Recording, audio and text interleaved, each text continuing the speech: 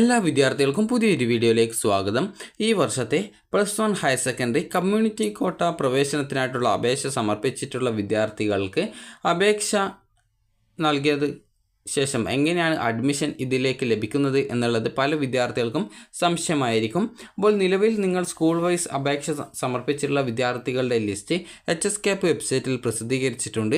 ഇനി ഉടൻ തന്നെ റാങ്ക് ലിസ്റ്റ് കൂടി വെബ്സൈറ്റിൽ പ്രസിദ്ധീകരിക്കും. അപ്പോൾ സ്കൂൾ വൈസ് കമ്മ്യൂണിറ്റി ആപ്ലിക്കേഷൻ എന്നുള്ള ലിങ്കിൽ ക്ലിക്ക് ചെയ്ത് കഴിഞ്ഞാൽ നിങ്ങളുടെ അപേക്ഷ അവിടെ എൻ്റർ ആയിട്ടുണ്ടോ എന്നുള്ള കാര്യം നിങ്ങൾക്ക് മനസ്സിലാക്കാം.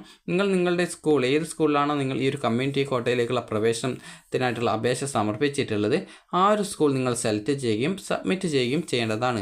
സബ്മിറ്റ് ചെയ്ത് കഴിഞ്ഞാൽ നിങ്ങൾക്ക് ഈ ഒരു പേജിലേക്ക് വരുന്നതാണ്. അപ്പോൾ നിങ്ങൾക്ക് ഇവിടെ ഈ ഒരു ലിസ്റ്റ് നോക്കുന്ന സമയത്ത് നിങ്ങൾക്ക് ഈ ഒരു ലിസ്റ്റിൽ നിങ്ങൾ ഉണ്ടോ എന്നുള്ളത് മനസ്സിലാക്കാൻ സാധിക്കുന്നതായിരിക്കും. അതുപോലെ തന്നെ വിദ്യാർത്ഥികൾ എത്ര ഓപ്ഷനുകളിലേക്കാണ് ഈ ഒരു അപേക്ഷ സമർപ്പിച്ചിട്ടുള്ളത്, അതായത് ഏത് കോഴ്സിലേക്കാണ് അപേക്ഷ വെച്ചിട്ടുള്ളത്, അതായത് എത്ര കോഴ്സിലേക്കാണ് ഓപ്ഷൻ വെച്ചിട്ടുള്ളത് എന്നുള്ളത് നിങ്ങൾക്ക് അറിയാൻ സാധിക്കുന്നതാണ്. അപ്പോൾ ഇവിടെ നിങ്ങൾ നോക്കുന്ന സമയത്ത് ഓരോ വിദ്യാർത്ഥികളും ചില സ്കൂളിൽ ചില വിദ്യാർത്ഥികൾ നിങ്ങൾക്ക് അതായത് 3 ഓപ്ഷൻ വെച്ചത് കാണാം, അതുപോലെ 2 ഓപ്ഷൻ വെച്ചത് കാണാം, അതുപോലെ തന്നെ 1 ഓപ്ഷൻ വെച്ചത് കാണാം. അപ്പോൾ നിങ്ങൾക്ക് താല്പര്യമുള്ള കോഴ്സുകളിലേക്കായിരിക്കും നിങ്ങൾ വെച്ചിട്ടുണ്ടാവുക. അതായത് 1 ഓപ്ഷൻ വെച്ചതൊക്കെ ഒരു വിദ്യാർത്ഥികൾ ഈ ഒരു സയൻസിൽ വെക്കാനാണ് സാധ്യത കൂടുതലുള്ളത്. അതുപോലെ തന്നെ ഹ്യൂമാനിറ്റീസ്, കൊമേഴ്സ്, കമ്പ്യൂട്ടർ സയൻസ് ഇതിലൊക്കെയുള്ള കമ്മ്യൂണിറ്റി സീറ്റിലേക്കും വിദ്യാർത്ഥികൾ ഓപ്ഷൻസ് വെച്ചിട്ടുണ്ടാകും. അപ്പോൾ ഇങ്ങനെ വെച്ചിട്ടുള്ള വിദ്യാർത്ഥികൾക്ക് എങ്ങനെയാണ് അലോട്ട്മെൻറ്റ് ലഭിക്കുക എന്നുള്ളതാണ് ഈ ഒരു വീഡിയോയിൽ. അതുപോലെ തന്നെ മാനേജ്മെൻറ്റ് കോട്ടയെക്കുറിച്ചും നിങ്ങൾക്ക് ഈ ഒരു വീഡിയോ വഴി മനസ്സിലാക്കാവുന്നതാണ്. അപ്പോൾ നിങ്ങൾ ഈ ഒരു ലിസ്റ്റിൽ നിങ്ങളുടെ പേര് ഉണ്ടോ എന്നുള്ളത് ആദ്യം ചെക്ക് ചെയ്യുക. ചെക്ക് ചെയ്തിട്ട് നിങ്ങൾക്ക് പേരുണ്ട് എങ്കിൽ നിങ്ങൾ പ്രത്യേകിച്ച് ഒന്നും ചെയ്യേണ്ടതില്ല. ജസ്റ്റ് നിങ്ങൾ അതായത് ഇതിൻ്റെ റാങ്ക് ലിസ്റ്റ് വരുന്നത് വരെ വെയിറ്റ് ചെയ്യുക. റാങ്ക് ലിസ്റ്റ് ഇന്ന് വരും എന്നാണ് പ്രതീക്ഷിക്കുന്നത്. അപ്പോൾ ഇന്ന് വൈകുന്നേരത്തോടെ അല്ലെങ്കിൽ നാളെയോടെ ആ ഒരു റാങ്ക് ലിസ്റ്റ് വരും. റാങ്ക് ലിസ്റ്റ് വന്ന ശേഷം നിങ്ങൾ നോക്കാൻ നിങ്ങളുടെ മുൻഗണനാക്രമം എത്രയാണ്, അതായത് നിങ്ങൾക്ക് ആർക്കാണ് പ്രയോറിറ്റി കൂടുതൽ, അതുപോലെ നിങ്ങളുടെ WGPA ബേസ് ചെയ്തുകൊണ്ട് ആ ഒരു സ്കൂളിൽ അപേക്ഷ സമർപ്പിച്ചുള്ള വിദ്യാർത്ഥികളുടെ WGPA നോക്കിക്കൊണ്ട് ഒരു റാങ്ക് ലിസ്റ്റ് തയ്യാറാക്കിയിട്ടുണ്ടാവും.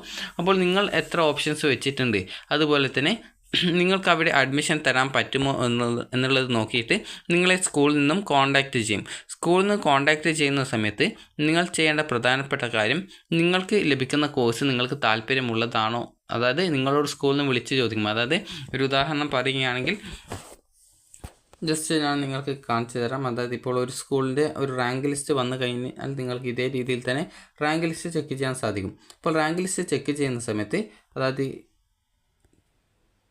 നിങ്ങൾക്ക് ഇവിടെ അതായത് സബ്മിറ്റ് ചെയ്യുന്ന സമയത്ത് നിങ്ങൾക്ക് ഇതുപോലെ നിങ്ങൾക്ക് കാണാൻ സാധിക്കും. പക്ഷേങ്കിൽ ഇവിടെ ഓപ്ഷൻ കൗണ്ടിന് പകരം WGPA അതുപോലെ റാങ്ക് ഡീറ്റെയിൽസ് എന്നിങ്ങനെയുള്ളത് മാത്രമേ കാണാൻ പറ്റുള്ളൂ. അപ്പോൾ ആ ഒരു സമയത്ത് നിങ്ങൾക്ക് അതിൽ എത്രയാണ്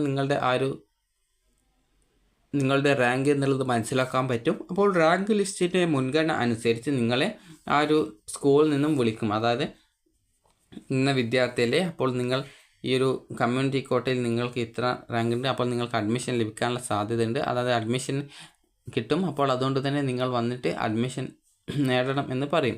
അപ്പോൾ നിങ്ങൾ ചെയ്യേണ്ടത് നിങ്ങൾക്ക് താല്പര്യമുള്ള കോഴ്സിലേക്കാണ് അഡ്മിഷൻ കിട്ടുന്നതെങ്കിൽ പോയിട്ട് അഡ്മിഷൻ നേടാനായിട്ട് ശ്രദ്ധിക്കുക. അതുപോലെ വിദ്യാർത്ഥികൾ ശ്രദ്ധിക്കേണ്ട പ്രധാനപ്പെട്ട കാര്യം കമ്മ്യൂണിറ്റി കോട്ടയിൽ സ്കൂൾ കോഴ്സ് ട്രാൻസ്ഫർ ഉണ്ടായിരിക്കുന്നതല്ല, കോഴ്സ് ട്രാൻസ്ഫർ മാത്രമാണ് ഉള്ളത്. നിങ്ങൾക്ക് ഇപ്പോൾ നിങ്ങളൊരു കമ്മ്യൂണിറ്റി കോട്ടയിൽ അഡ്മിഷൻ നേടിയെന്ന് കരുതുക. കമ്മ്യൂണിറ്റി കോട്ടയിൽ നിങ്ങൾ അഡ്മിഷൻ നേടിയിട്ടുണ്ട്.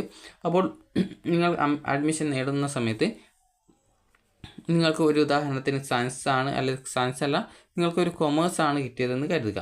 അപ്പോൾ കൊമേഴ്സ് ആണ് നിങ്ങൾക്ക് കിട്ടിയതെങ്കിൽ നിങ്ങൾ പല വിദ്യാർത്ഥികളും സ്കൂൾ മാറാനോ അല്ലെങ്കിൽ കോഴ്സ് മാറാനോ ഒക്കെ ആഗ്രഹിക്കും.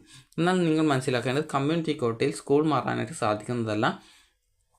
അതുപോലെ നിങ്ങൾക്ക് വേണമെങ്കിൽ കോഴ്സ് മാറാം. അത് കമ്മ്യൂണിറ്റി കോട്ടയിൽ തന്നെ കൊമേഴ്സിലാണ് നിങ്ങൾക്ക് കിട്ടിയത്, സയൻസിൽ സീറ്റ് ബാക്കിയുണ്ട്. അപ്പോൾ നിങ്ങൾ സ്കൂളിലെ പ്രിൻസിപ്പാളിന് ഒരു അപേക്ഷ കൊടുക്കുക. അപ്പോൾ നിങ്ങൾക്ക് ആ ഒരു കമ്മ്യൂണിറ്റി സീറ്റിലെ ആ ഒരു സയൻസ് ഗ്രൂപ്പിലേക്ക് നിങ്ങൾക്ക് മാറുന്നതിനുള്ള അവസരം തരുന്നതായിരിക്കും. അപ്പോൾ നിങ്ങൾക്ക് അങ്ങനെ മാറാനായിട്ട് സാധിക്കും. എന്നാൽ സ്കൂൾ കോഴ്സ് ട്രാൻസ്ഫർ കമ്മ്യൂണിറ്റി കോട്ടയിൽ ഉണ്ടായിരിക്കുന്നതല്ല. ഇനി അടുത്തതായിട്ടുള്ളതാണ് മാനേജ്മെൻറ്റ് കോട്ടയിൽ വിദ്യാർത്ഥികൾക്കുള്ള അഡ്മിഷൻ നിങ്ങൾ നേരിട്ട് സ്കൂളിൽ ആപ്ലിക്കേഷൻ നൽകുകയാണ് ചെയ്യേണ്ടത്. ആ സ്കൂളിൽ നിന്ന് ഒരു ഫോം കിട്ടും. അതിനുശേഷം നിങ്ങൾക്ക് ഒരു നിശ്ചിത ഫീസ് നിങ്ങൾ ഓരോ കോഴ്സിനും, അതായത് നിങ്ങൾക്ക് ഇപ്പോൾ സയൻസ് ആണെങ്കിൽ അതിനനുസരിച്ച് ഏകദേശം ഒരു 20,000 അങ്ങനെയൊക്കെ നിങ്ങൾ അടക്കേണ്ടതായിട്ട് വരും. അപ്പോൾ ആ ഒരു ഫീസ് അടച്ചുകൊണ്ട് നിങ്ങൾക്ക് ഇഷ്ടപ്പെട്ട മാനേജ്മെൻറ്റ് സ്കൂളിൽ അഡ്മിഷൻ നേടാവുന്നതാണ്. അതുപോലെ മാനേജ്മെൻറ്റ് കോട്ടയിൽ അഡ്മിഷൻ നേടുന്ന വിദ്യാർത്ഥികൾക്കും ഈ ഒരു രീതിയിൽ ട്രാൻസ്ഫർ ഉണ്ടായിരിക്കുന്നതല്ല. നിങ്ങൾക്ക് വേണമെങ്കിൽ അതേ സ്കൂളിലെ കോഴ്സ് മാറാനായിട്ട് സീറ്റ് മാനേജ്മെൻറ്റ് സീറ്റിൽ ആ ഒരു കോഴ്സിൻ്റെ സീറ്റ് ബാക്കിയുണ്ടെങ്കിൽ നിങ്ങൾക്ക് അങ്ങനെ മാറുന്നതിന് മാത്രമേ അവസരം ഉണ്ടായിരിക്കുള്ളൂ. അപ്പോൾ വിദ്യാർത്ഥികൾക്ക് ഈ ഒരു വീഡിയോ ഉപകാരപ്രദമായിട്ടുണ്ടെന്ന് കരുതുന്നു. ഉപകാരപ്രദമായിട്ടുണ്ടെങ്കിൽ ലൈക്ക് ചെയ്യുക, ഷെയർ ചെയ്യുക. Thank you.